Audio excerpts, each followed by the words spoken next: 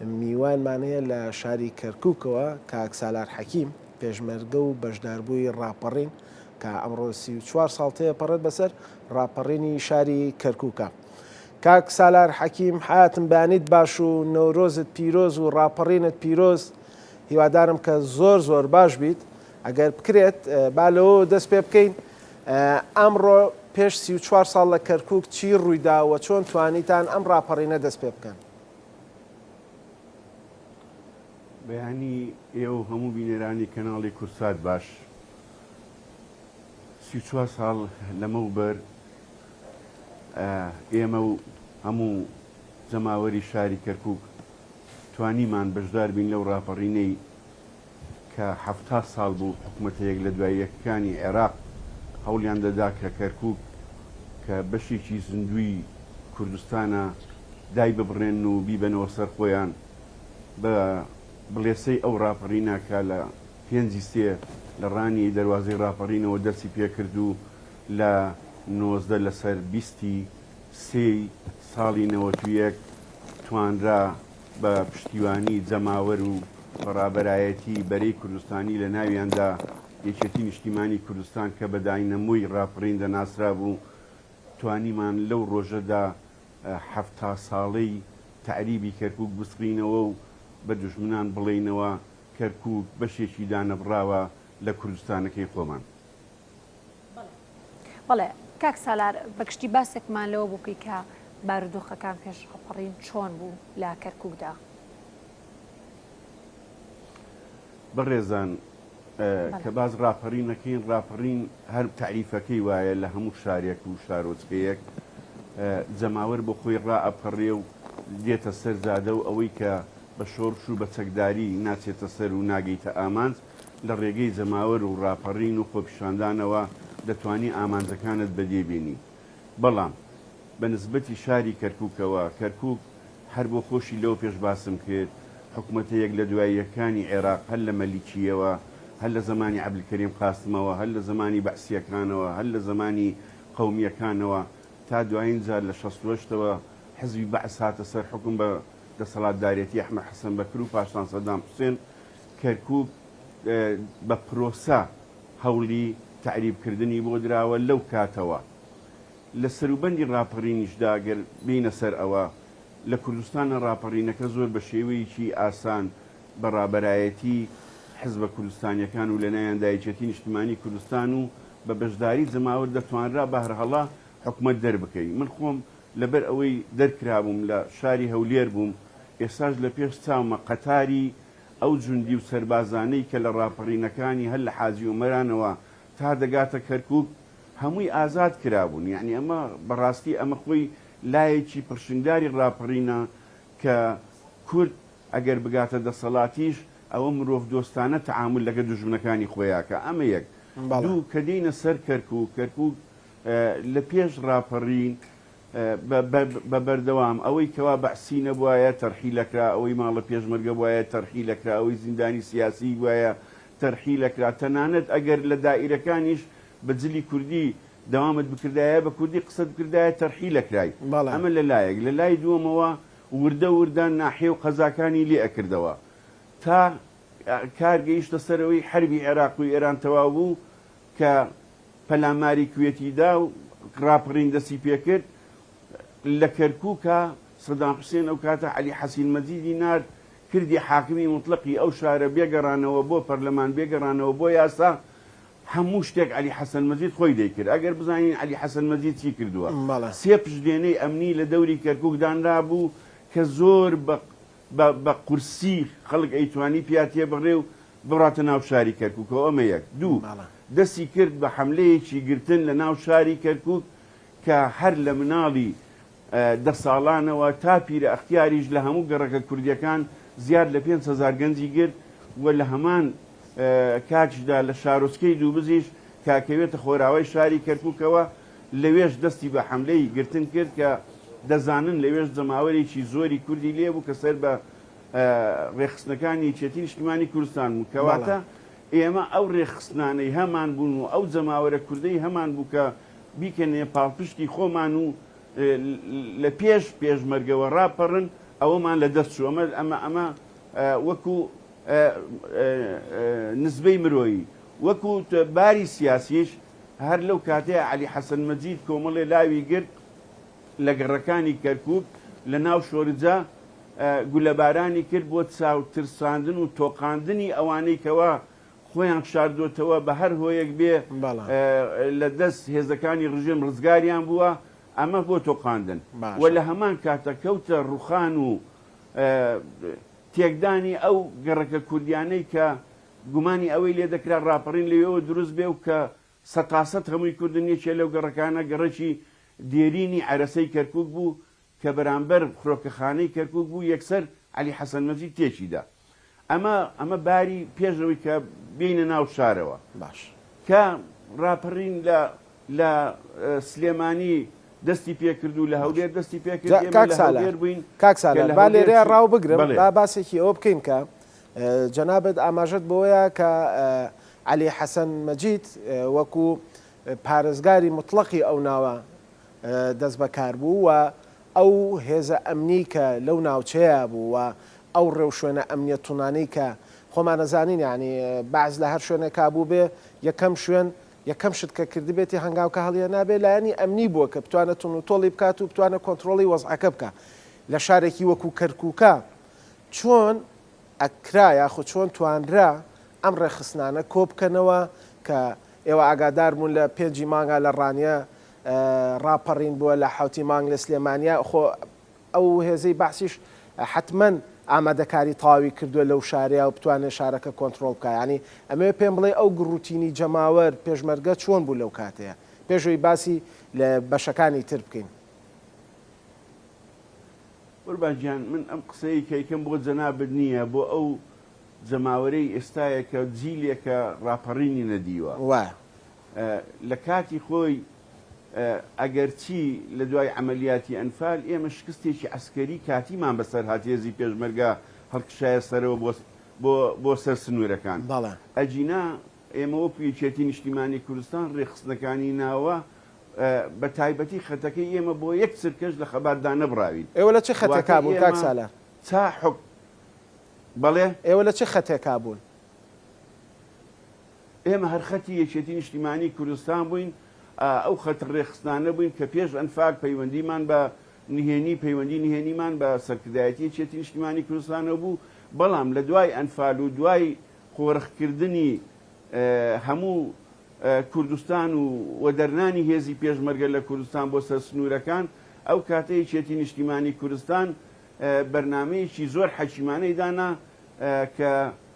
ڕابەری ئەو بەرنامەیە شکۆینەتەوەیمان جەنابیمان بوو کە پێش ڕاپەڕین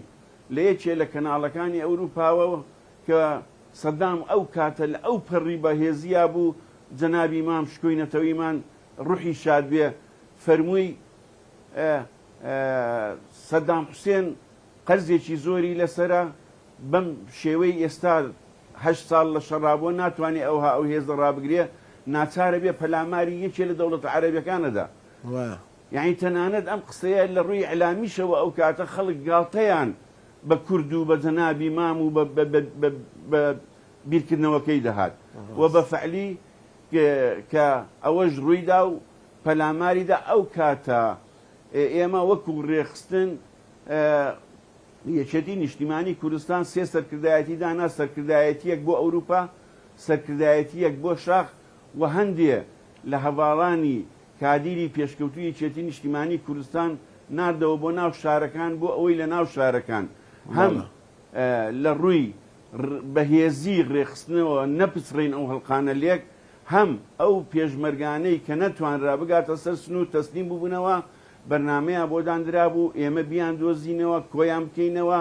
سوپایەکیان لێ دروستکەین بیانکەینە مەفرەزە و کرد بۆ کاتی پێویست بتوانین بەکاری بێنین بەرامبەر دوژمن کە پێی بڵێین ئەگەر تۆ شکستێکی کاتیت بە ئێمە هاوردووە ڕاومانە ناوە ئەوە ئێمە لە ناو جەرگەی خاکی کوردستانەوە لە شار و شارۆچکەکانەوە سوپایەکی نێنیمان دروست کردووە کە ناوی لێنرا بوو سوپای ڕزگاری کوردستان سرک بۆ ئەو مەبەستە ئێمە خۆمان وەکو خەتەکەی خۆمان کاک مستەفای سەی قادرمان بینی لە قەڵاتزە پاشان هێنرایە ناو هەولێر پاش ژیرانی کاک مستفای سەی قادر بە هەمان شێوەی چێتی نیشتیمانی کوردستان نەیەش دێمەدا بڕین کاک مستەفا خوا لێ خۆش بوو کاک مستەفای سەی ئیبراهیمی نارد وە تا ڕاپەڕینیش ئێمە بەردەوام بووین لە پەیوەندیمان لەگەڵی چێتی نیشتیمانی کاک سالار لەو کاتێ ئێوە پێتان باش بێ من نمونەیە بێنمەوە لەسەر ئەوە نمونونەکە بێنەرەوە نمونونەکە بێنەرەوە زۆریشمان پێ نانە زۆریشمان پێ باشە و نمونەش بێنەرەوە بەس ئەمێ باسی ئەوم بۆ بکەی ئێوە چەند پێشمەرگە بوون کە لە سنووری پارێزگای کەرکووکە ئامادەکاریتانە کرد بۆ ڕاپەڕینەکە و ئەو کۆبوونەوانی کە ئەتان کرد لەگەڵ کاک مستەفا و لەگەڵ سەرکردایەتیە چۆن ئەتانتوانی بگەنە سەرکردایەتی ینی ئێوە هاتبوونە دەرەوە لە کەرکووک لەو کاتەیە یاخود نەخێر هەندێکتان لە کەرکووکە مابوونەوە نخێر قوربان ئێمە ئەو کاتە کاک ئەحمەد بسکۆل هەبوو تەتەری ڕێخستن و خەڵکی خەڵات زەبوو کاک ئەحمەد بسکۆل پەیوەندی بینی ئێمە و سەرکردایەتی ڕێکە خست لەبەرەوەی ئاماژەم پێدا لە ساڵی 90 بەڵابراتی عێراقی بەویان زانی کە یەکێتی سەرکردایەتی ناردۆتە ناو شار کاک مستەفا گیرا پاشان کاک مستەفای سەی ئیبراهیمیان ناردە ناو هەولێر پەیوەندیەکەمان زۆر چڕ بوو بەوە زۆر نهێنی بوو یعنی تەنانەت ئێمە هەندێک جار لە ئێمە شەشادرایەوە کاک مستەفای سەی ئیبراهیم لەکوێیە فقط لە ڕێگەی کاک ئەحمەد بسکۆلەوە بوو کاک ئەحمەد بسکۆر وەکو تەتەر لێرەوە ڕێز و سڵام بۆ هەیە لە ژیانداماوە کە پیاوێکی زۆر ئەمین بوو ئەو نامانەی سەرکردایەتی بۆ ئێمە ئەنارد ئێمەش هەواڵ و دەنگ و باسی هەموو کوردستان هەر لە بەغدا و خەتەر ڕێخستنەکەی ئێمە هەم لە حاجی ئۆمەرانەوە دەهاتە خوارەوە بۆ هەولێر بۆ کەرکووک تەنانەت ڕێخستنمان لە ناو جەرگەی شاری بەغدا شەبوو کە هەموو ئەمانە مانگانە ئەو زانیاری و ئەو بەرنامانەی و ئەو کۆبوونەوانەی کردومانە کۆمان دەکردەوە و تەسلیمی کاک ئەحمەدمان دەکرد و کاک ئەحمەد دەیگەیاندا سەرکردایەتی یەکێتی کە وتم نمونەیەک دێنمەوە ئەوەیە بینەوە بیری جەماوەر کە ئەو کاتە خەڵک زۆر بۆ ئومێد بوو تەنانەت خەڵکی زۆر بەورەش ورەی بەردا بوو یعنی تەنانەت ماڵم لە هەولێر بوو زۆر جار هەرڕەمەکی لە ناو بازار کوردیان دەگرت کە بەهۆی ئەوەی هەوێی پێ نەبوو یا فیرار بوو دەیانگرت و یەکسەر بە پێش چاوی خەڵکیەوە گولەبارانیان دەکرد و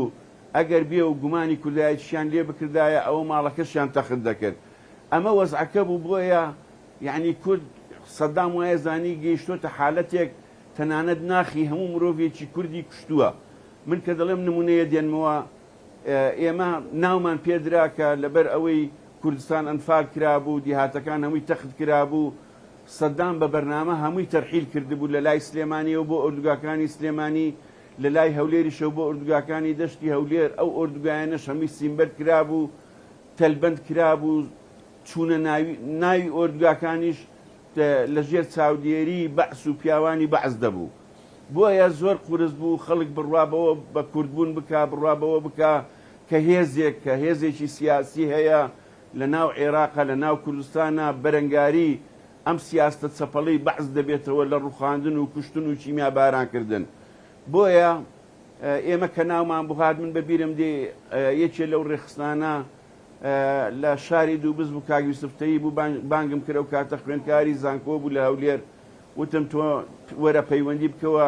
بە ڕێخستنەکانەوە و هەوڵ دەدەین هەمومان خۆمان ساز و ئاماداکەین و بەرەنگاری ئەم ڕژێمە دەبینەوە تا دەرفەتێک بۆمان دێتە پێشەوەکو جەنابی مام ڕوحی شاد بێ فەرموویەتی غەڵەتێک هەرە کا سەدام حوسێن کە ئەو غەڵەتەش بکە هەلێ دێتە پێشەوە وە جەماوەرەکەمان بێزگە لەوەی کەوا هەمووی ڕێخستنی پۆڵین و پێشمەرگەی کۆن تەسلیم بوو بوونەوە ناخیان پڕ بوو جەماوەر بە عام پڕ بوو وتی جامە بەچی بڕوا بکەم تۆ پیاوی بەعز نیت و پەیوەندیت بە بەعسەوە نەکردو بۆ بەعزیش ناکەی منیش هەر ئەوە بە بیرما هادوتم برای بەڕێزم تۆ یەک هەواڵێکی ناو شاری کەرکووکم پێ بدا بە خیلالی دەڕۆژ لە ئیزگەی دەنجی گەلی کوردستان دەخوێندرێتەوە ئەمە هەم بەڵگەی ئەوەیە کە ئێمە پەیوەندیەکەمان ڕاست و دروستە هەم بەڵگەی ئەوەشا کە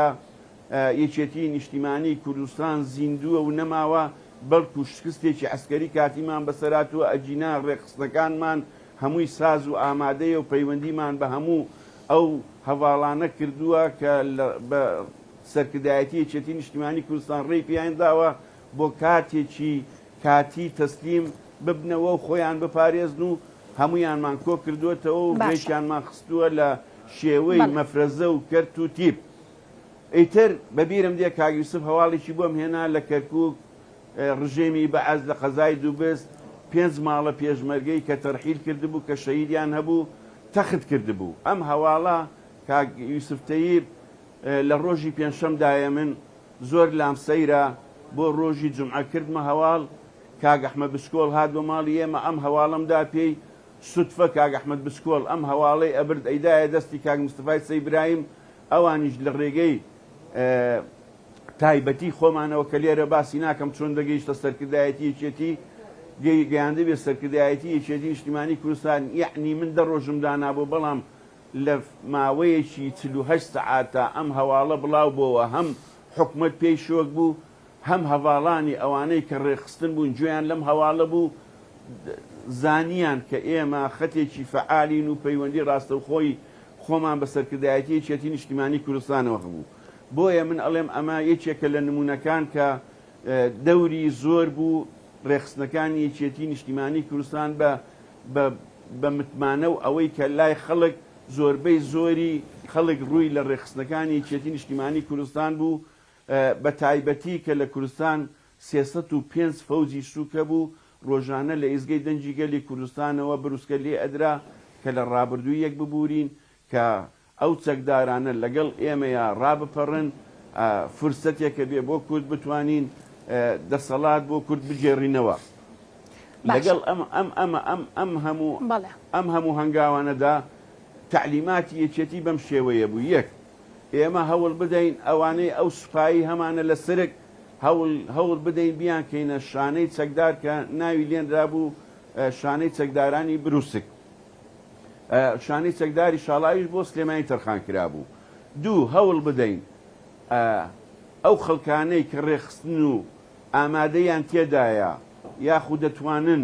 چەک بەکاربێن یاخود زانیاریان هەیە ئەوانش ڕێک بخەین لە شێوەی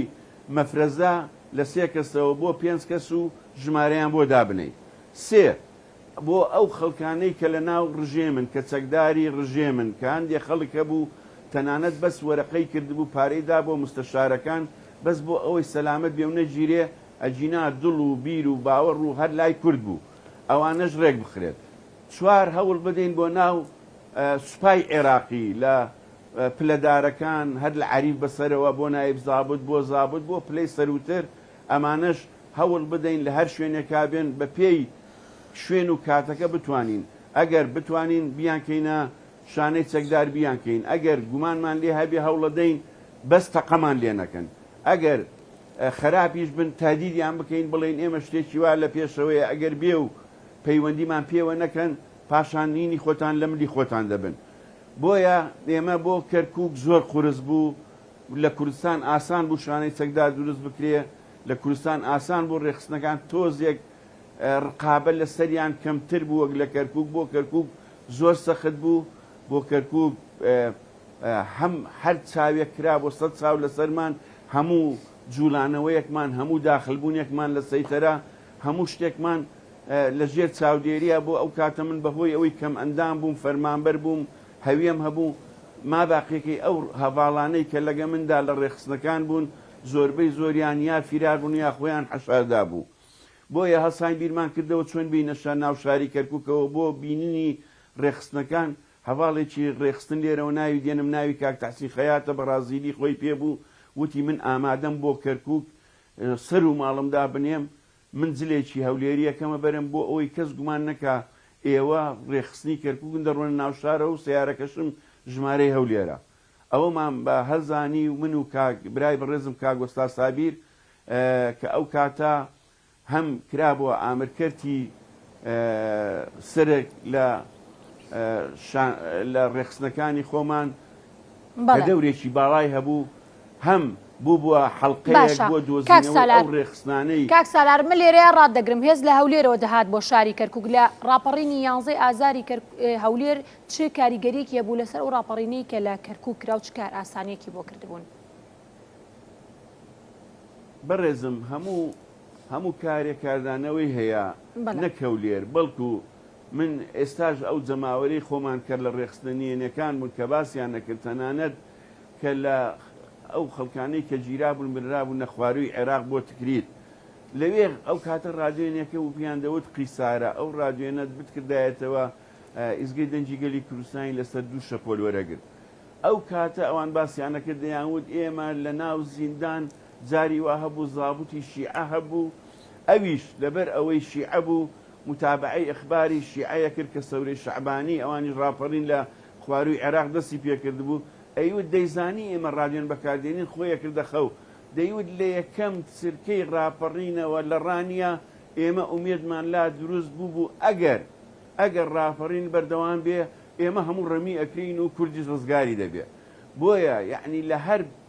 ڕزگاربوونی هەر ناحەیەک ڕزگاربوونی هەر خامیەتێک ڕزگاربوونی هەر شارێک دەور و تەسیری کێربی جەماوەری ناوچەدابڕاوەکانی زیاتر بەرزەکردەوە ئومێدمان زیاتر دەبوو بەوەی کەوا ڕۆژی ڕزگاریمان نزیکە بەڵە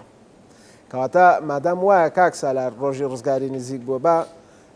جەنابە ڕاگرین لەگەڵمانە بمێنەرەوە لە ستۆدیۆش یەکێکی تر لە هەواڵان و لە تێکۆشەران و لە هاوڕێیانی جەنابیشە لەگەڵمانە میوانە کاویش کاک غازی کەرکووکیە کە ڕێخستنە نهێنیەکانی شار بووە لەگەڵمانە بێ تۆ تۆزێک ئیسراحەت بکە لەگەڵ کاک غازیە بەردەوامە بین و دواتر لەگەڵ جەنابیشتا دەست پێەکەین و کاک غازی زۆر بەخێر بین زۆر سپاس زۆر سپاسدانەکەم نەورۆزی شو ئازادکردنی کەرکووکیشە لێ پیرۆز لە ئێوە و لە هەموو خەڵکی کورسان پیرۆز بێت زۆر سپاس کاک غازی کاک سالار کۆمەڵێک یادەوەری کۆمەڵێک چیرۆ کۆمەڵێک باسی کرد لەسەر ڕاپەڕین و لەسەر ئەو ڕۆژە لە شاری کەرکووکە بەڵام ئەمە ئێستا جەنابە بگەڕێنەوە بۆ پێش ڕاپەڕین لە شاری کەرکووکە لەبەرەوەی کە شاری کەرکووک بەڕاستی گرنگێکی تایبەتی بۆ بەعس و بۆ حکوومەتی عێراق بوو یەکێک لە شارە گرنگەکان و شارە دەوڵەمەندەکانیش ئێوە وەکو ڕێخستن چۆن توانیتان لە پێش ڕاپەڕینەوە بتوانن ئامادەکاری بکەن لە ناو شارەوە ئەو ترس و ئەو بابەتانی کە هەبوون چی کاک سالار باسی ئەوەی کرد کە عەلی حەسەن مەجید پارێزگاری تەواوەتی ئەو ناوچەیە بووە هەموو دەسەڵاتێکی هەبووە ئێوە چۆن توانیتان ئەم ڕێخستانە ڕێک بخەن و چۆن توانیتان ئەم ڕاپەڕینە دروست بکەن لە پێش ڕاپەڕین باسی دۆخی کەرکووکمان بۆ بکەین بەڵێ پێشەکی سپاس بۆ ئێوە و لێرەوە یادی ڕاپەڕین و یادی نەورۆز و یادی ڕاپەڕین پیرۆزەکەم لە هەموو خەڵکی کوردستان دیارە ڕاپەڕین هەندێک جار هەندێک خەڵک وازان هەیەجانێکی شعبی بۆ ئەمانە بەڵام هەر کەسێ پێی خۆش بیا پێ ناخۆش بێ ڕاپەڕین بەرنمەیە بۆ یەکێتی نیشتمانی کورسان دایناوە ئێمە کە لە ڕیزەکان یەکێتی کارمان کردووە بڕوامان بەو ڕۆژە هەبووە من نمونەیەک دێنمەوە ساڵی 84 من لە چیمەن مەسرحیەکم نووسیوە لە کاتی مفازاتەکەیە ئەو مەسرحەیە کە پێشکەشمان کرد بۆ جەماوەرەکەمان ئەلەوێ باسی ڕاپەڕی نەکەین یعنی ئێمە پێش ڕاپەڕین پێش ساڵی 84 بۆ باسەکە من هەموو وێنەکانی مەسرحەکە باوە مەسرحەیەکمان کردە لە کۆتاییە وەکەوەی چۆن ڕاپەڕین دروست بوو لە کۆتایی ئینەکەیە بڵێن مەسرحەکەیە ئەو ڕاپەڕینە باسەکەین ئێمە هەر هەمان شت باسەکەین کە چۆن دەستگاکانی ڕژێمەگرینەوەانە دیارە ئێمە ڕێستنەکانی بڵێن نێنی یەکێتی نیشتمانی کوردستان هەموو کاتێ خاوەنی ئەو بیڕ و باوڕە بووینە کە سەرکەوتن لە دواوەیە ئەو سەرکەوتنەش سەبری ویستووە بڵێن ئەو کاتەی پێشەوەی بڵێن ڕاپەڕین دەست پێ بکە دیار بێ ئەمە ڕێخستنە نێنەکان بەرنامەمان بووە تواگەدار کراینەوە ڕاپەڕی نەکرێت کە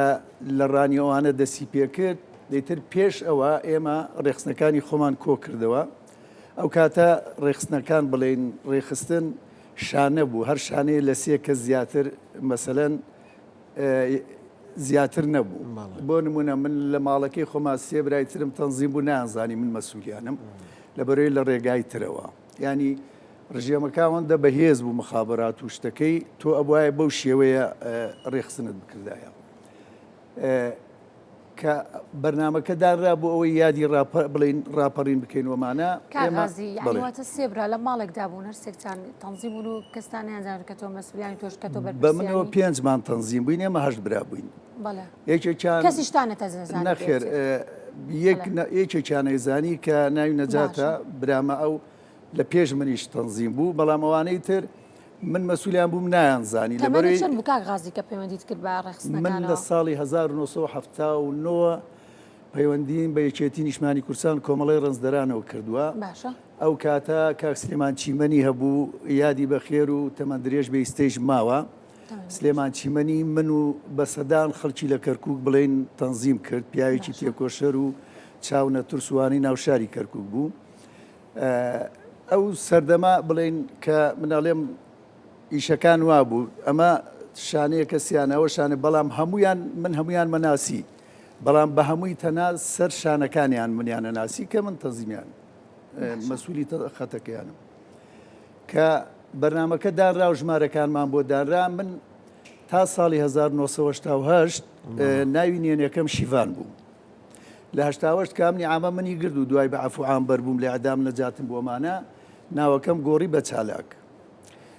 ئەو کاتە بڵێن ناتوانرا بگەن بە ئێمە، زیاتر بە ئیزاعەکە بانگەوازمان بۆ کرا. من ئاگام لەوە نییە ئیزاعەکە بانگەوازەکات بە ناوی چالاکە و بانگمەکە، ئێمە لەبەری خەریکی تەنزیم و کۆکردنەوەی تەنزیمەکان بووین، لەبەروی لە ناوی چێتیە دایمەن ئازادیەکەیە تو خۆ چۆن نەتوانی ئیشەکانت بکەی، یعنی دانانیشی لا چاوەڕێ بکەیت چیت پێ ئەڵێن، خۆتە گەر خەڵکێکیەوە چاوکراوە بیت ئەزانی شەکانت چییە، بۆیە من هەر خەریکیەوە بووم تەنزیمەکان بکەین.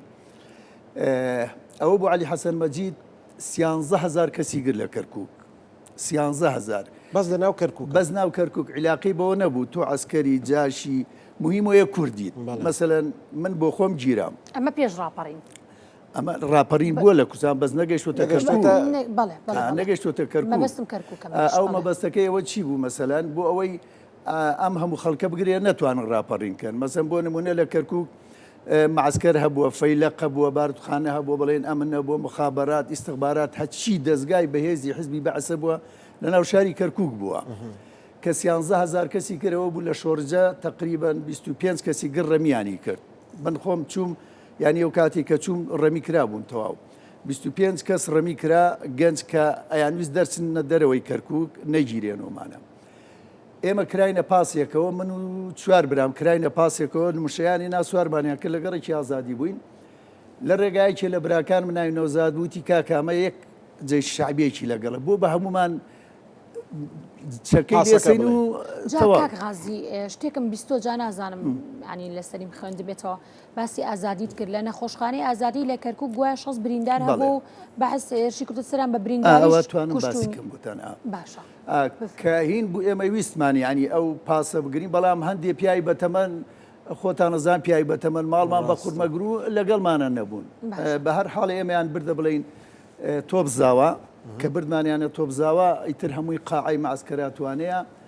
ئەمە هێشتا نەگەیشتۆتە کەرکووک بڵێن ڕاپەڕینەکە، هەمووانیان کردە قاعەوە، ئیتر پیر و گەنج و هەمووی مناڵ و بەیەکەوە هەنێ هاوارمان کرد نەقیبێک هات وتی سیرکەن، بە سەراحەت پێتاڵێم وتی ئێوە بە ئەمری عەلی حەسەن مەجید لێرە سزن، یەکێکتان ڕاکەن من ڕەمیتانەکەم، لەبەر ئەگەر نەیکەم عەلی حەسەن مەجید خۆم ڕەمیەکات. نەختێکی پێچوویەمەیان هەموومان کرد، کۆمانیان کردە دەرەوە، من خۆم شاردەوە، کە خۆم شاردەوە ێوا شوار چوومە حانوتێکی تیا بوو مەعسکەرەکە، سێم کلێ بە کوردی قساکەن، هەندێک جوندی بوو، وتم منەمەوێ دەرچمە دەروتیان تۆ لە گیراوەکانی وتمە. بەهەرحاڵەوان سوار ئیڤامێکمیان کرد، وەکو حانوتە چێتە دەرەوە، من و دوو برادەری ترە خەڵکی ئازاد بوو، یەکیان ناوی نەجات بوو، یەکیانیش ناوی سەباح بوو. ئەو سایقە کووردا کە ئیڤای پێبوو ئێمەی دەرکرد لە معسکەر، ئەو بە هاتمەوە دەسم کرداوەی تر تەنزیماتۆمانە خەڵکاگدارکەنەوە. ئێمە لە گەڕێکی ئازادی من ئەمەی کە من باسیەکە من مەسئولی خەتێ بوومە، باس ئەو شوێناکەم کە من تایە بوومە، ناتوانم باس ئەو من باسی واکەم لە سەیتەرەی کەرکووک سلێمانی، ینی لە سلێمانیەوە کە دێتە کەرکووک هەتا وەکو قەڵا ئەم منتیقەیە ئێمە. کاک غازی با لە تاوەکو قەڵا ڕادبگرم، کاک سالار ڕەنگە زۆر پەلەی بێت، کاتی نەبێت با بۆ دوا پرسا بچینە لای ئەم دوو بابەتە بێ کۆ ببەستینەوە. کاک سالار دێمەوە لای بەڕێزت، کاک غازی ئاماژەی بەوەیە کە چەند برایەک بوون و لە ماڵێکدا کەسیان نەیانزیێنەوە بە کەسیان کە لە ڕێخستنەکانان و هەروە کە کاک غازیش با بڵێن سەرکردیان بوو بەرپرسیان بووە. تۆ هیچ یادگاریەکی خۆشت هەیە لەگەڵەوەی کە هاوڕێیەکت لە ڕێخستنەکانە بوو بێت و پێت نەزانی بێ؟ وەڵا بەڕێزم لە مەسلەی یادگاریەکانی کەرکوچیەکان ئەگەر یادگاری بڵێ یادگاری خۆی خۆشە یادگاری بەڵام ئێمە یادگاریەکانمان هەمووی بڵین پڕ ئازارە بەنسبەت کەرکووکەوە یعنی ئەوەی کاغازی باسی کە سلااو ڕێزم بۆی هەیە شتێکی هێنایە و بیر من کاغازی کە پێش پەیوەندیکردنمان یعنی پێش ڕاپەڕین تعلیماتێکمان بۆ هەردووتیان ئەو نامانەی کە وەکو چکلێت ئەمان نرد بۆ سەرەوە کە دەنگ باسی ناوشارمان تیا ئەنارد احتیمالی جیرانی هەبوو لایەن سوپای عێراقەوە بۆیە وتیان دەبێ ناوەنیێنەکانتان بگۆڕن ناوی چیوادا بنێن نێزک بن لە پیاوانی ڕژێمەوە بۆ ئەوەی ئەگەر نامەکانیش گیرا ئەو کاتە گومان لە ئێوە نەکرێ بەڵکو گومانیان بچێت سەر پیاوەکانی خۆیان من تا ئەو کاتە ناوەنهێنیەکەم شەلە بوو بەڵام گۆڕیم کردمە کاکل چێ بوو کاکل ئەو کاتە عەقید کاکلێکە بوو خەڵکی مەخمور بوو ئەندامی ئەنجومەنی تەنفیزی و تەشریعی بوو لە هەولێر دوایی کرایە پارێزگاری سلێمانی ناومانگۆڕی کردمە کاکل ئەمە کاکل وتم ئەگەر نامەکانیش بگیرێ بە هەر گومان لەو کاکلە بکرێ بۆیە خەتەکەی ئێمە ناونرا کاکل شەلە ئەمە لەلایەک لە لای دووەمەوە یعنی ئێمە ئەو ڕێخستانی کە کۆمانە کردەوە بڕواتان هەبێ یعنی بۆ کاتی ڕاپەڕین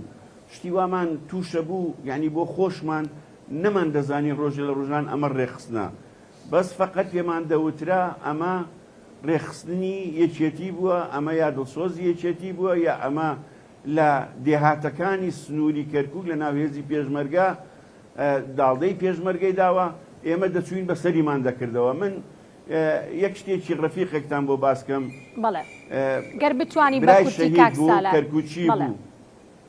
بەڵێ برای شەهید بوو کەرکوچی بوو تەرحیل کرا بوو لە هەولێر بوو پیاسەیەکم پێی کرد لە ناو شاری هەولێر بتمە بەرامبەر دایرەی ئەمن لەوێ پێم وت ڕاپەڕین دەبێ وتی وەڵاهی پێمیان وتووە سالار خوشکەکەی شەهید بوو براکەی شەهید بووە شێت بووە وتی بڕوام ناکرد منیش لێو پێم وتم بڕوات هەبێ یەکێتی نیشتیمانی کوردستان ڕاپەڕین دەکا و دەستم درێژ کرد بۆ تەنفیزی و تەشریعی وتم ڕۆژێکە بینی ئەلێرەوە جەنابی مام جەلال خەتابەدا بۆ میلەتی کورد یعنی من ئەمە یادگاریەکانمانە کە ئێمە کۆمەڵی خەڵکمان لە ڕێگەی ڕێخستنەوە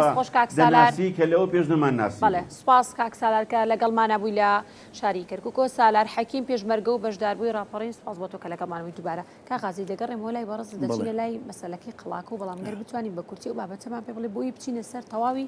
بابەتەکانی ڕاپەڕین بەگشتی باسی لێوە بکەین ئێمە کە بڵێن 19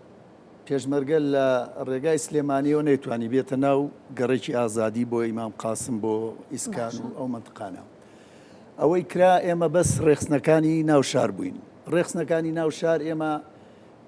لە ڕاستیە چەکمان نەبووە و چەکە من لە 2 ساڵ پێشەوە 2 ڕمانەم هێنا بۆ هەر لە قەبرستانێک بەرامبەر مستەشفەی ئازادی شاردوبمەوە ینی بۆ ئەو ڕۆژە بەکار هات بڵێن برادێک هاتوتی 2 جێی شعبی هەیە عەرەبەکان ئەڵێ ئەگەر دەستمان لێ نەدەن هەردوو چەکەتانە دەینێ وتم بڕۆم وەریگرن لیان ناوی عەبدوڵای خەڵکی شۆرجەیە چوو هەردوو چەکەی هێنا بۆ من ماڵی براکەم بەرامبەر مستەشفە بوو چەکانم لێوێ دانە خۆ ماڵم لە ئازادی بدی دوای بردمان بڵێن بردم بۆ ئازادی ئەومانە کە پێشمەرگە نەیتوانی بێتە ژوور لە سنووری ڕەحیماوە ئەوان پێشمەرگە زۆر هاتووە ژوورەوە بەس لە سنووری سلێمانی بۆ بڵێن بۆ ناو کەرکووک لەو سنووری ئێمە کە باروتخانەی پێڵێن دەواازەی پێڵێن ئێستا یەک پێشمەرگە نەیتوانی و بێتە ژوورەوە هۆکارەکەی چی بوو کاک هۆکارەکە ئەوە بوو مەسەلەن ئەو ڕیزە شاخەی کە لەوێ بوون هێزەکان زۆر بەهێز و بەقوت بوون هێزی پێشمەرگە نەیتوانی بێتە ژوورەوە بەڵام ئێمە لە ناوە مەسەن ڕێخستنەکان هەندێک لە چەکدارەکانی ڕژێمیش بڵێن ئەو کاتەکە پیانیانە و جاش ئەوانەیش لەگەڵمانە مەسەلەن بڵێ هاتنە ئەوەی کەیتر ئەوە ڕاپەڕینەوە هیچ تیان نامێنێتەوە دێن بەشدارە بن کاغازی لەسەر ئەوە بابەتێک ینی بۆی ئێمەش و بینەرانیش بزانین لە کەرکووکە چەندین نەتەوەبوونی هەیەوەکو عەرەب و تورکمان و مەسیحی و ئاشووری و کلدانیمان بێزگەل لە کورد لەو ڕۆژەیە هیچ نەتەوەیەکی تر هیچ کەسێکی ترتان لەگەڵا بوو یعنی بەستێ بە ڕاپەڕین لەگەڵتانە بە زۆری خەتەکان خەڵکی عەرەب و تورکمانی تیا بووە بەڵێ بە زۆری ینی چکەم وەکوتم ئێمە ئەوە نەبوو بڵێ ئەم کەرکووکی تر ئەمە ڕێخستنیەکانەوە یەک کەس مەسوولی هەموویەتی و مەسەن خطوط بوو مەسەڵی تر لەو بەرەوە خەتێکە بوو لەم بەرەوە خەتێکە بوو لە فلانشون خەتێکە بوو لە لای خواری شۆرجەوە خەتێکە بوو لەبەرەوە بوو هەر کەس و لە ڕێی ئێمە مەسیساوە من باسی ئەو دوو جێی شعبیاکەمەوە باشترین هاوکارە بۆ ئێمە ئەگەر هەرچەندە لە ترسایش بوو بێت بەڵام باشترین هاوکار بوو بۆ ئێمە چکەم چەکمان نەبوو نایشارمەوە من یەک نمونێ جەنابی مام جەلال ساڵی 1984 دێمە پێشەوە لە چیمەن بووین جەنابی مام جەلال هات بۆیە هەستان قسەمان گوتمان مامە ئەم هەموو چەکدارە ئەم هەموو جاژ و نازام چی بەدەقەمە قسەی مام جەلال وتی کوڕم ئەو چەکدارانە لە دوا ڕۆژە بەشێکی چەکداری خۆمانن ئەمە قسەی جەنابی مام جەلال هەر من نەبوومە 200 کەس دانیشت بووین ئەوە لە 91 ئێمە ئیسفادەمان کرد لەوە چکەم من خەڵکە ناسم بڵێن نێچێتی مەسوول لە ناوێکێتیا خۆی پێوتۆ بڕۆ بەجاش خەڵکە ناسی مەسەر خۆی بەڵام خراپەی بۆ کەس نەبوو بێ من باسوانە ناکەم کە خراپیان بووە ینی چکەم دای من تۆ شتی نێنیت ئەبێ ئەوها بێت بە هەر حاڵ ئێمە کە بڵێن دەستمان پێکرد من لە ئازادی وایڵێم کە دەستمان پێکرد کۆمەڵێ برادەر بوون لەگەڵمانە یەکەم شت پێش ئەوە هەندێ برادەر چوو بوون لە بارودخانە معسکەرێکی سەردەمی ئینگلیزە دروست کراوە دۆشکەیان دانابوو بەرامبەر ماڵەکان دەبابەیان دانابوو بەرامبەر ماڵەکان چوون لەگەڵیانە قسەیان کرد وتیان ئەمە ڕاپەڕی نەبێ وتیان ئەگەر ئێوە دەستمان لێ نەدەن ئێمە ڕووی دۆشکەکانمانەکەینەوە معسکەرەکە بەس دەستمان لێ نەدەن جوندیەکان هاتنە ناو بازار بۆی ئێمە ببینن یعنی کورد ببینن ڕێ بکەون نەوەک دەستیان لێدەن من جوندیەک لە ناو بازار بوو دەفتەری گەورەی بەدەستەوە بۆ چوومە لای بە عەرەبی یەکەم باش بوو وتمە و دەفتەرانە چییە وتی بۆ کاکە وتم ئاخرەمەوێ بزانم چییە وتی ها بۆ خۆت یعنی ئاوا ترسا بوون کە سەیرم کرد هەمووی غیابووەمانەی من وام زانی شتی سڕیتیایە وتم مەترسە کورد دەست لە تۆ نادا یعنی کە دەستمان پێکرد بالفعل ئەو دۆشکانە من بڵندگۆیەکم هێنا لە ماڵ مەلا حەمید سەماعی دەسی هیچ نەبوو ئەو خاتەوە وەسیلە نەبوو مۆبایل وەشتانە بەو بڵندگۆیە هاوارم لە معسکەرەکە کرد ئەم بە عەرەبی وت خۆتان تەسلیم بکەن وعد هیچتان لێ ناکەین یعنی هەر بالفعل بڵێن ئەو دۆشکانەی بەرامبەر مەسەلەن گەڕێکی ئازادی بوو دۆشکانیان ڕوو لەولا کرد و فیشەکانیان فڕێدا یەکەم جا پێنج جوندی بەڕاکردن هاتن تەسلیممان بوو یەکیان وتی من گەرگەری کوردن خەڵکی لای مۆسڵن ئەو پێنج جوندیەمان کرد ئەوانەی تر لە دوورۆ سەیریان کرد ئێمە ڕێزمان لێیان کرد بە چەکانمان لێیان سەرمانە هات نەپێشەوە کاک غازی کەرکووک زۆر حساسە چۆن ئەڵێ جەنابی مام جەلال ئەمیشایی فەرمووی وەکو مشکی مرۆڤ وایە ینی هەموو ئینەکانی تیان بەس ئەوەم پێ بڵێ لە چەنگەڕێکی گەورە هەیە وەکو ڕەحیماوە شۆڕجە و ئازادی و بارودخانە کە باست کرد یەکەم شوێن کوێ بوو کە لە 20 مانگە دەستان پێکرد یعنی یەکەم گەڕەکە دەست پێ بکەن چ شوێنێک بوو چ گەڕێک بوو بەرنامەکە وا بوو لە هەموو لایەکەوە بەیەکەوە ڕۆن لە شۆڕجە هێزات بوو بڵێن لە ڕەحیماوە هێزات بوو هێزی شۆڕیجە و ڕەحیماوات بوونە ژوورەوە بەس هێزەکەی لای ئێمە نەهات ینی باسماکە ئێمە گیانمان بەو چەکانە بوو مەسەلەن کە هەم دەستمان کەوت هەم لەوانەوە ئیتر کە ئێمە جوندیەکانمانەوە لێ کرد دووسێ جوندی زۆر تەقییان کرد لەو جوندیانەمان پرسی چێوتیانەوە ملازمێکە ملازم سەباحی ناوە ئەوە پێمانەڵێ بێ تەقە بکەن بە هەر حاڵ ئێمە بڕۆیشتین بۆ ئەولا بۆ منطقەیەکی پێڵێن لای حەمەشنەوە لەولاوە ئەلەوێ ئەینەن هێزێکی لێبوو دەبا بۆ شتانی لێبوو کۆمەڵێ برادر بووین ئێمە لەوێ مەکتەبێکمان گر مەکتەبەکە بوو بۆ معسکەر 100 کلاشکۆفی تیابوو لە ناو گریسە هاوەنی تیابۆرپیچی ئێمە زۆری استفادەمان لەوە کرد کاوچەکانەمان دەست کەوتوانیمان ئەو دەبابەیە من بە بڵندگۆکە بانگم کلیان وتم تەسلیم بن هیچتان لێ ناکەین باشەکە غازی شۆک نەبوو بۆ ڕژێمی بەعس ئەو هەموو پرۆسی تعریبکردنی کردو ئەو هەموو هێزە سەربازەی لە کەرکووکا جێگیر کردو شۆک نەبوو بیکە هێزەکانی پێشمەرگە بتوان بێنە ناو ڕاپەڕینیان دژ بکەن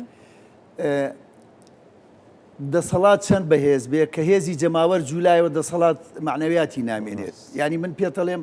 ئەوان هەموو دەباب بە و ئەم هەموو چەکۆسلحیانی پێبوو ئێمە 3-4 کلاشکۆفێکمان پێبوو کە ئەو مەکتەبەمان گر لە ئازادی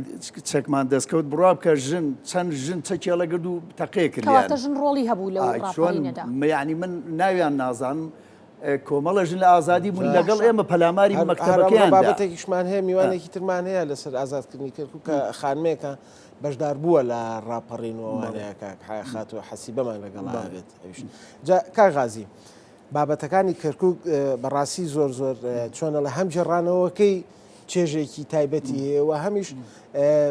سەختی و قورسێکی زۆری هەبوو باسی ئەوەت کرد کە ئێوە لەناو کەرکووک توانیتانە ئەو چەکانە دەست بەسەر و چەکانەیە بگرن بۆ لەبەرەوەی لە بارودخانەوە هیچ هێزێک داخل نەبوو بۆتان و لایەنەکانی تر لەو خەتەکانی تریشەوە قورس بوو بۆتان یعنی ئێوە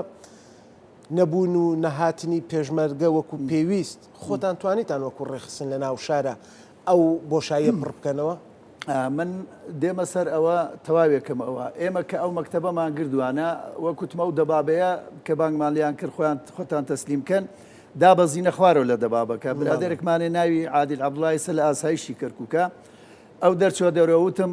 دەرمەچنە دەرەوە لە مەکتەبەکە عەسکەر ئەوامر بەدەست خۆی نییە پێڵێ تەقە بکە تەقە بکە وتیان باشە ئەوە یەکێ بنێرن بۆ لامان بۆی ئێمە بین تەسلیم بین عادل و دوانسیانێ چوونە پێشەوە یەکسەر ڕایان کردە بان دەبابەکە و دوو گولە تۆپیان نابە مەکتەبەکەەوە 4-5 بریندار بوو بەڵام شەیدی تیانە بوو ینی بریندارەکانیش زۆر خەتەر نەبووی ئێمە لە دوای ئەوە هەستاینی تر چوینە خوارەوە هەتا قەڵا مەسەن ئەمنی کەرامەی گیرا منەظەمەکەی لە ئەمنی کەرامەی گیرا ئەو شوێنانەی کرا بۆ عەسکەر گیرا یەک منەظەمەیەک مابوو لە ئازادی کە ئێستا تەلەڤزیۆنی کەرکووکی تایە ئەوە منەظەمەی حزبی بەعەز بوو زۆر بەهێز بوو ئەو شوێنە دەوریمان گرت ئێمە ینی چەند شەڕمان کرد لەگەڵیان ماندوو بووبووین تۆ لە بەیانیەوە هەتاوە کێوارە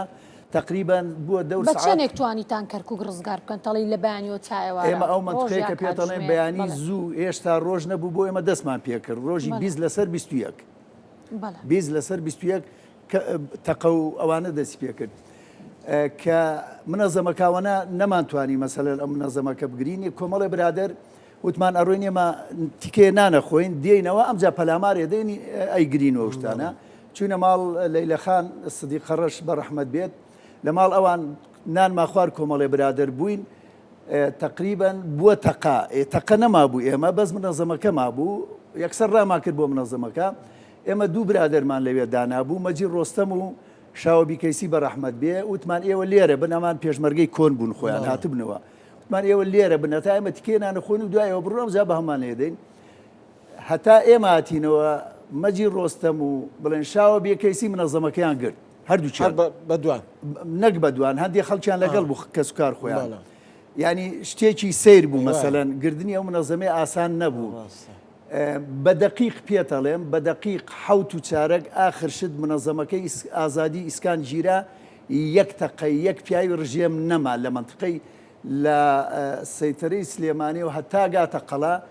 یەک پیاوێکی ڕژێم نەما نە منەظەمەکانمان نە ئەمنی کەرامەمان نە معسکەرەکانمان هیچی هەمووی گیرا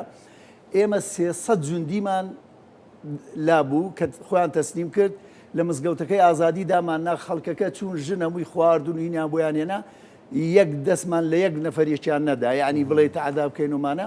هەتا وتمان ئەو زابتەکە چیە بوو تەقەیە کرد وتیان وەڵا ئەوە نەهاتووە نایە کرۆنەیەکی پێ بوو ڕای کرد وتیان ینی ئەوە ئێمە کە ئەڵێم حەوت و چارێک بۆ بە دەقیقەی لێم چکەم لە ناو مەسەلەکەمە نۆ چارەگی شەو کە هیچ نەما بوو ئێمە بڵێن هەموو چوبینی سراحەت بکەین نۆ چارەگی شەو پێشمەرگە لە سنووری سلێمانیەوە داخلی کەرکووک بوو بەڵام لە قۆڵی بڵێن ڕەحیماوە هاتبوون هەتا بەرامبەر خاسە ئێمە هاتبوون بڵێن لە قۆڵی شۆرجەوە هاتبوونەوە ژوورەوە ئەنجا من یەک شتێکی جوان ئەڵێم سەرکەوت چیمەنی هەیە سەرکەوت چیمەنی ئێستا ئەفسەرێکی پلەبەرزە پێشمەرگە بوو وەختی خۆی ئەو بریندار بوو لە ماڵێکدا نابوو لە یادگار لە ناو ماڵێک قوڕ بوو بڵێن ماڵەکە چوینە سەری برینەکەی هیچیش نەبوو ینی ناتەزانی چی بکەیتەوە شتانە کەسێک کە سەیری کرد زۆر بریندارە وتی وەڵای ئەم برادەرە ئەمرێ بۆ چەکەکەی نەبین یعنی ئەوە من بۆ خۆم لای زۆر کەس باسیەکەمەوە پێشمەرگە جاران لە پێناوی بریندارێکە دەشەهی دێدا کاو برادەرە وایت من زۆر پێم ناخۆش بووانە سەرکەوتی مەنێ الحەمدوشکر ئێستا ماوە و تەمەنی درێژ بێتوەمانە دوای ئەوە مایەوە کە ئیتر هێز هەمووی هاتە ژوورەوە بڵێن ئیترە بێ بەرەو خوارەوە بڕۆی بەرەو گەڕەکانی عەرەبی تورکمانەکان من هەر بەو بڵندگۆیە بۆ ئاگداریتان بەرەو خوار چوون بۆ گەڕەکە تورکمانەکان بڵێن بانگەوازمە کرد کاوە ڕاپەڕین و پێشمەرگە دێ و ترستان نەبێ کەسێک هینێکیە بەستەقەنە کەنیستان لێ ناکەین بەڵام هەمووی هێزەکانی کەرکووک کۆبنەوە ئەم جا بەرەو چۆ بڕۆن بەرەو معسکەر خالید بڕۆن جێی داخە لە کۆتاییە هەموو معسکەر خالید نەگیرا شەیدەیەکی زۆریشماندا لەو سنوورانە زۆر باشە کاک غازی بەردەوامە بین جا ساناسە ئەچێتە لای میوانی کەرکووک کا غازی لەبەری ئاماژەت با ڕۆڵی ژنانە کە هاوشێوی پیاوان شان بەشانی پیاوان لەگەڵ دژی ڕژێمی باس ڕاپەڕیون و شاربەشانیوان لەگەڵ ئەوەی کۆسار خانمان دایک بوون هەروەها هاوسەریان هەبووە ئەرکی ماڵەوەیان لەسەر بۆ زۆر جار هاوکاری ڕەنگە پێشمەرگا ڕێخستنەکان جا ڕەنگە هاوکاری پێشمەرگە تەنها بەوە نەبوو بێ کە چەکیان هەڵگرت بێ خواردنیان پێدابن یاخود بریندارەکانیان ساڕێژ کرد بێ یاخود هەندێک جار خۆیان خست بێتە زیندان و هەندێکیشان لە سێدارە درابێتن بێگومان نمونی زیندومان هەیە لەم بارەوە جا من یەک نمونەی زیندوترت پێڵێم کاڵێم دوو چەکمانێنا لە ماڵ براکەم دامنا ئێمە نامانتوانی بیبین لەبەرەوەی هێشتا قووەت خەڵکیە گرت براژنەکەم هەردووچی کردە ژێر ئاباکەی و هێنای بۆ ئازادی بەپا ینی ئەلەوێەوە بەپا بۆ ئەوێ تقریبا نیو سعاتێکی پێچێت ینی کە باسی ڕۆڵی ژن بکەین مەسەن ڕێخستن و شت نەبووە بەڵام لەبەرەی براژنی من بۆ چەکەم لەوێ داناوە هەردوو چەکەی خسۆتە ژێر ئاباکەی زۆر شتەکە بکە بەڕەحمەت بێ خۆی نەما نانا ینی هێنای بۆ ئەوێ بۆ من ینی ئەوە کە باسی واکەم لە گەڕێکی ئازادی ئەو ژنانە لەگەڵ ئێمە هیچیان پێ نەبوو هەر پەلاماری مەکتەبەکەیاندا بۆی چەک دەستکەوتیانە بڵێ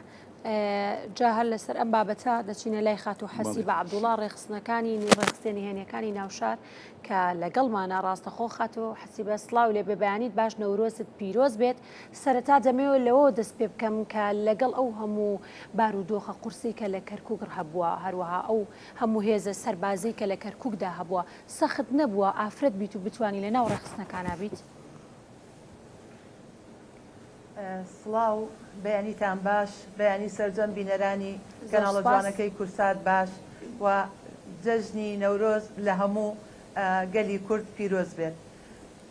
دیارە سەبارەت بە پرسیارەکەت بە دڵنیاییەوە کەرکووک هەمیشە جیاواز بووە لە هەموو شار و شارۆچکەکانی کوردستان و ئەتوانم بڵێم عێراقیش کەرکووک چەقی ململانیەکان بووە کەرکووک ئەو گۆڕەپانە بووە کە هەموو لایەنە سیاسیەکان لەوێ ئەسپی خۆیان تاودا و ململانی یەکتر بکەن بە تایبەتی ئێمە باسی سەردەمێکەکەین کە ڕژێمێکی دڕندە و فاشی حکمی عێراقیە کرد و حکمی کەرکووکیە کرد کە بە ئاگر و ئاسن بوو نەک تەنها بۆ ژن بۆ پیاویش ئەو سەردەمە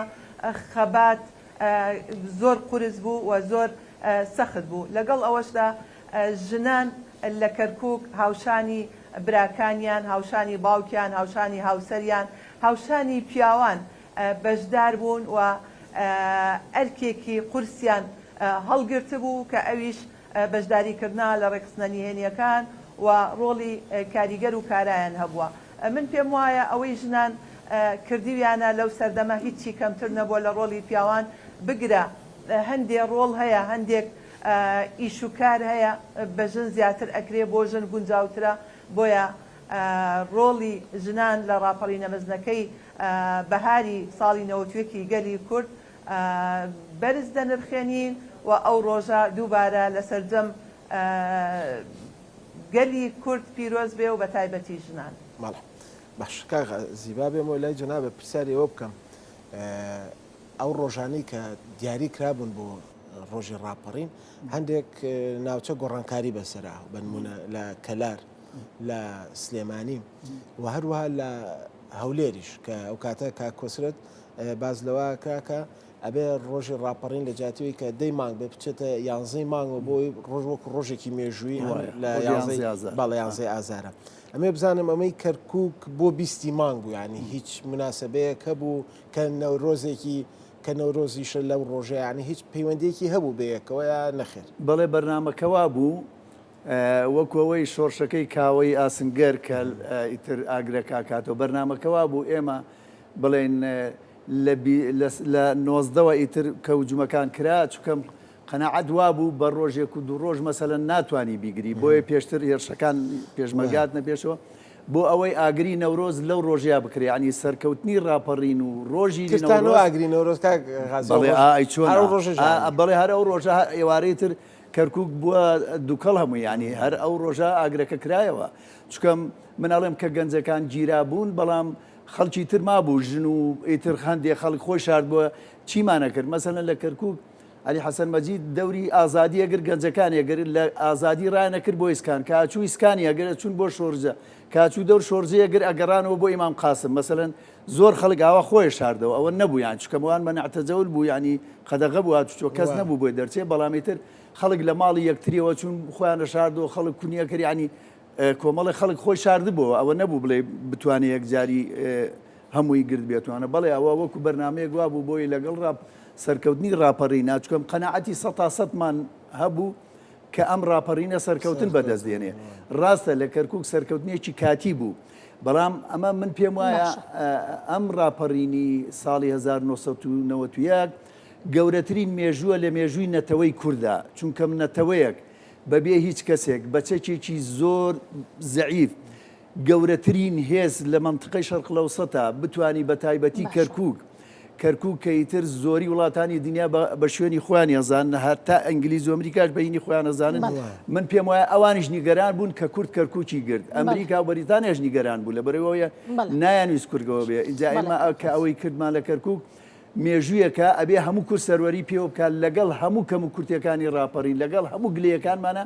ئەبێن نەتەوەی کورد مێژوەکانی خۆی بە بچووک تەماشان نەکات کاغازیبە گلەیمان لێ نەکەن ئەم ساناش و ئەم حەسیبەخانیش با بچینەوە لای حەسیبەخان بۆی لەگەڵەوە گفتوگەکان بەردەوامی بکەین بەڵێ خات و حەسیبا دەگەڕێمەوە لای جەنابەت باسمان لەوە بوو بکە بزانین چۆن پەیوەندیتان دەکرد لەگەڵ هێزەکانی پێشمەرگە هەروە لەگەڵ جەماوەر لەگەڵ ڕێخستنەکانی تر پەیوەندەکانیان چۆن دەکرد و بەچوو بەچ میکانیزمێک هەروەها دەمەوێت پرسیاری تریش بکەم خات و حەسیبا دیاریکراوی زۆر لام گرنگە کە بپرسم چەند ژن بوون کە لە ناو ڕێخستنەکانە بوون بەڵێ سەبارەت بە پرسیارەکەت دیارە من بۆ خۆم لە سەرەتای ساڵی 1984 پەیوەندیم کرد بە ڕێخستنیهێنیەکان یەکێتی نیشتیمانی کوردستانەوە دیارە ئەو کاتە لە ترسی ئاشکرابوونی هێڵەکان و لە ترسی ئاشکرابوونی ڕێخستنەکان بازنەی ڕێخستن زۆر بچووک بوو ینی من لە ڕێگای هاوسەرەکەم لە ڕێگای بەرپرسەکەیەوە کە بەڕێز کا کۆسرەت بوو کۆسرەت ئاغجەلەری کە سەرپەرشتی ئەو هێڵەی ئێمەیە کرد و ئێمە هەموو شتەکانمان پێ ئەگەیشت لە ڕێگای کاکۆسرەتەوە لە ڕێگای هاوسەرەکەمەوە لە ڕێگای چەند برادێکی تر لەگەڵمان بوون کە یەکێک لەوانە کاگ ئەرسەلان بوو کە ئێستا خۆشببختانە ماوە جێگری مەڵبەندە لە کەرکک وە بەشێکی تر لەوە باڵانە بەردەوام لەسەر خەت بوون یەکێ لەوانە وەستا سابیر کە فەرماندەیەکی سەربازی بوو زۆر جار بەنهێنی ئاهاتەوە ناو شار پێشمەرگە بوو بەڵام بەنهێنی دابەزی ئاهاتەوە ناو شار لە ماڵی ئێمە و لە ماڵی کاگ ئەرسەلان هەندێک جار لە ماڵی کاکتەها ئەمانە ڕێخستنەنیهێنیەکان بوو کە جێی بڕوا و متمانەی شۆڕش بوون لەم ماڵانە ئەمانەوە و هەموو هەواڵ و گۆڕانکاری و ئاگاداریەکانیان ئەدا پێمان دیارە نزیک ڕاپەڕین ئێمە ئاگامان لە هەموو جم و جۆڵەکان بوو و ئەرکی سەرشانی ئێمە زۆر قورس بوو ینی ئەتوانم بڵێم ڕێخستنەنیهێنیەکان ئەرکەکانیان زۆر قورستر بوو لە ئەرکی ئەو پێشمەرگانی کە لە شاغ بوون چونکە پێشمەرگەکان تەنها خۆیان ڕوبەڕووی مەترسی ئەبوونەوە تەنها مەترسی لەسەر ژیانی خودی خۆیان هەبوو بەڵام ڕێخستنەنیهێنیەکان مەترسی لەسەر ژیانی تاک بە تاکی خانەوادەکە هەبوو هەموو خێزانەکە یعنی وامان دانابوو لە هەر لەحزەیەکە لە هەر ساتێکە بدەن سەرمان ئاشکرا ببین و بگیرین و ئەوەی کە ئەو ڕۆژ بگیرەی کە کرا لە کەرکک بەو شێوەیە بوو بۆیە ئێمە خۆمان ساز و ئامادە کردبوو و بە تایبەتی ڕۆڵی ژنان دیارە لە بیرمان نەچێ لە کاتی ڕاپەڕین یاخود پێش یەکەم چەخماخەی ڕاپەڕین لە کەرکک دیارە ڕاپەڕین دەستی پێ کردبوو چ لە خواروی عێراق و چ بەشێک لە شارەکانی کوردستان ئازاد کرابوو ڕژێم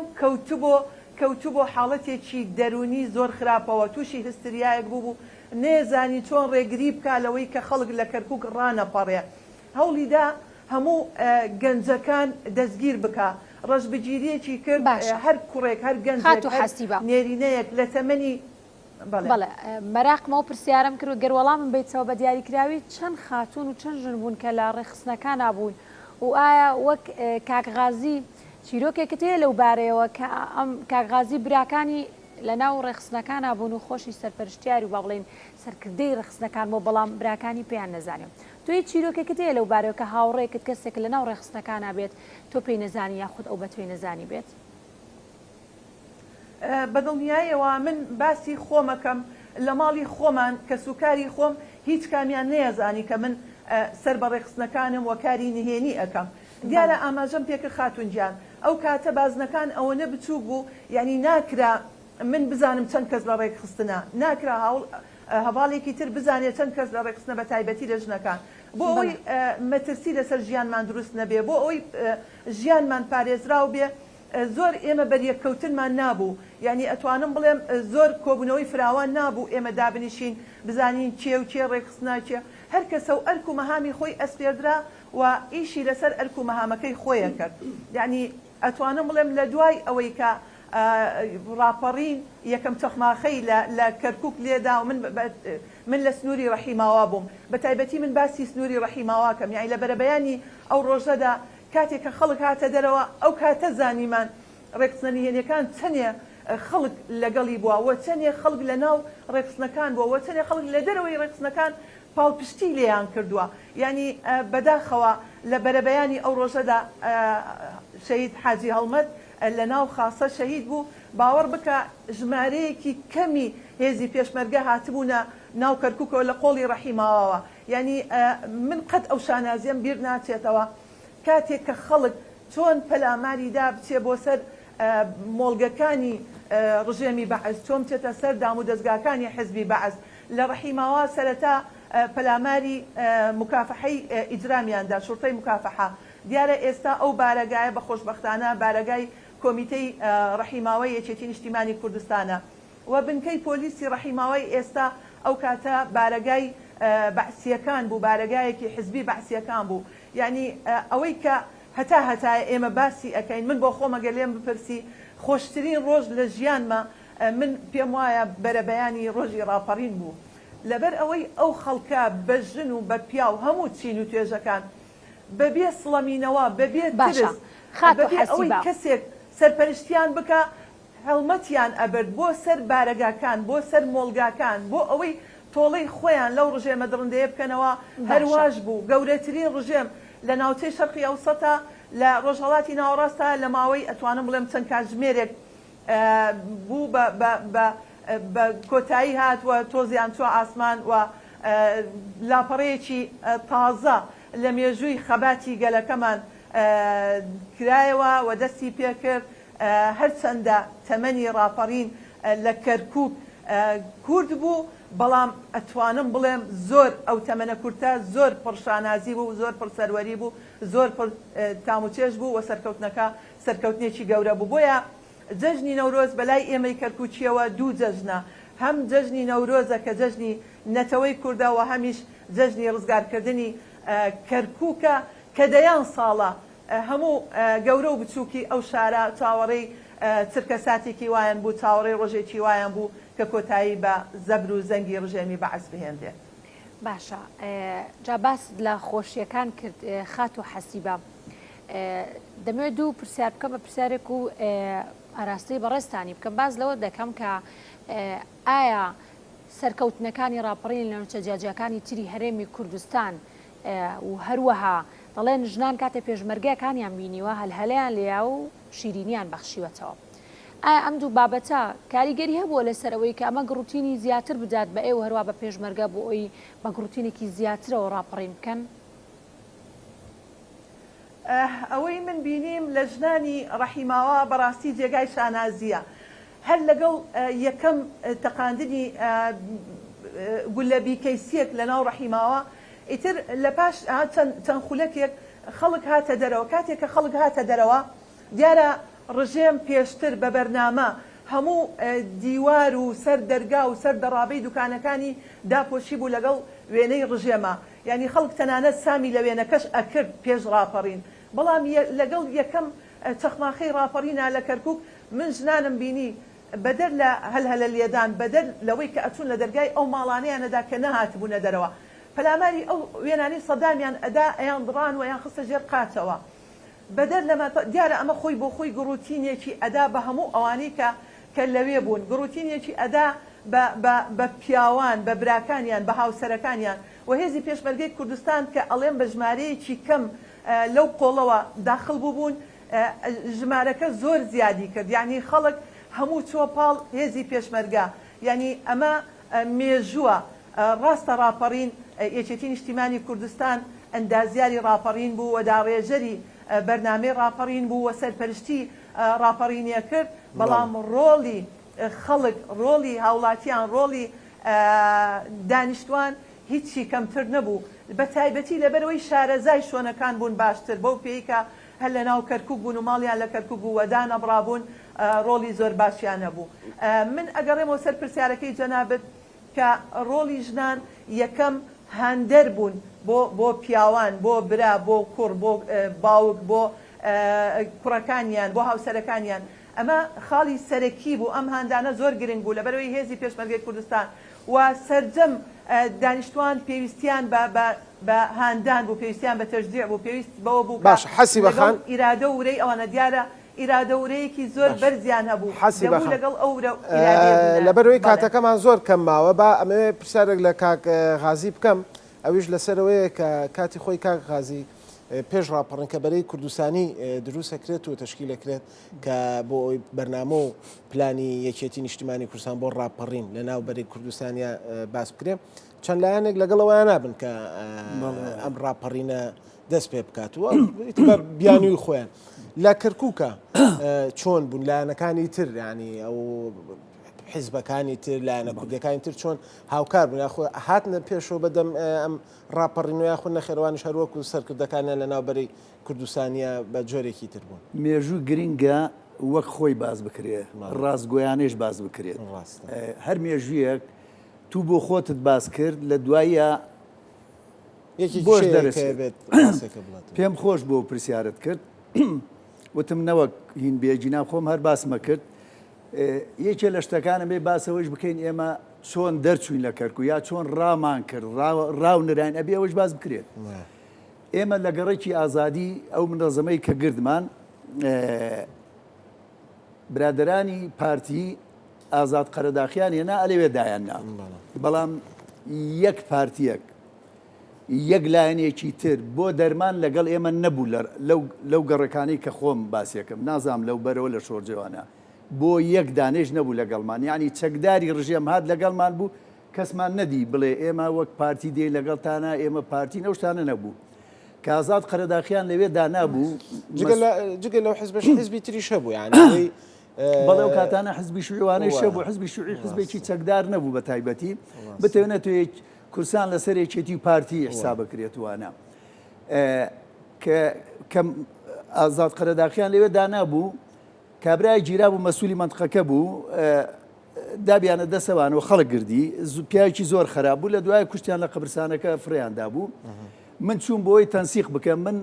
کرامە مەسوول کەرتی ڕێخستنی ئیسکان ئازادی لە ناو مەکتەبێک بوو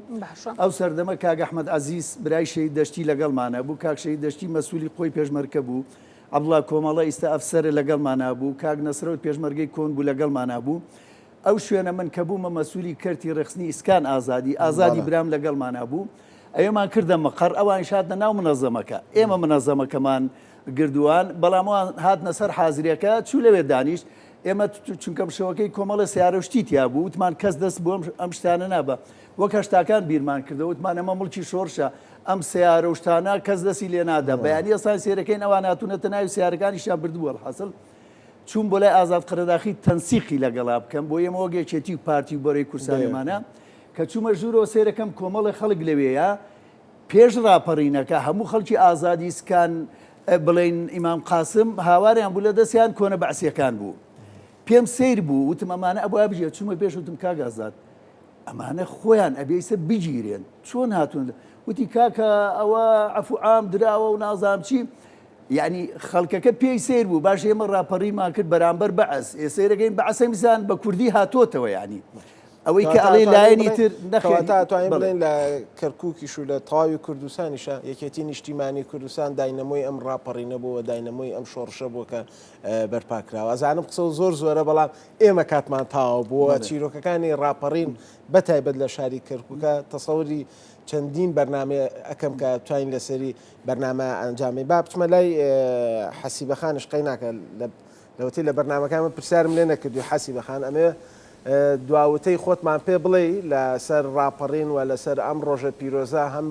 هەم ڕۆ وەکو ڕۆژێکی نەتەوەی جەژنی نەورۆز و هەمیش وەکو ئازادکردنی کەرکووک. بەڵێ دیارە ئەمڕۆ 34 ساڵ بەر لە ئەمڕۆ ئەو ڕۆژەیە کە کەرکووک تاجی سەرکەوتنی لەسەرنا و تاجی ئازادی لەسەرنا ئەمە مێژووە و دەبێ ئەم مێژووە بپارێزین ئێمە لە ناو واقعەکە بووینە ئێمە بینیومانە کە لە کەرکووک چی ڕووی داوە و چۆن ڕژێمی بەعەس کاتێکە لە شارەکانی خواروی عێراق هەرسی هێنابوو و شکستی هێنابوو و لە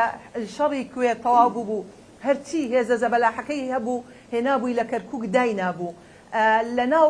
فلکەکان لە ناو فلکەی ئاسایی دەبابەی دانابوو چەکی قورسی هێنابوو هەرچی هێزەکانی هەبوو بەو ئومێدەی کە کەرکووک قایم بکەوە لە کەرکووک ڕاپەڕین نەبێ و کەرکووک نەکەوێتە دەست گەلی کوردەوە ئەمە ڕاپەڕین ئەوەمان پێڵێ کاتێک کە کورد یەکدەست ئەبێ کاتێک کە کورد ناو ماڵی ڕێک ئەبێ ئەتوانێت گەورەترین گورز بووە شوێنێ لە دڕندەترین ڕژێمی هەموو دنیا و بەڵگەشمان ڕاپەڕینە مەزنەکەیە بۆیە ڕاپەڕین لاپەڕەیەکی پرشنگدارە لە مێژووی میلەتەکەمان و بە تایبەتی لە مێژووی کەرکووکیەکان و شانازی بەو ڕۆژەوە دەکەی هەمومان شانازی بۆ ڕۆژەوەکەین هەموو گەلی کورد شانازی بۆ ڕۆژە و بۆ دەستکەوتانەوەکە لە شار و شارۆچکەکانی کوردستانە زۆر سپاس بۆ خات و حەسیبە عەبدوڵڵا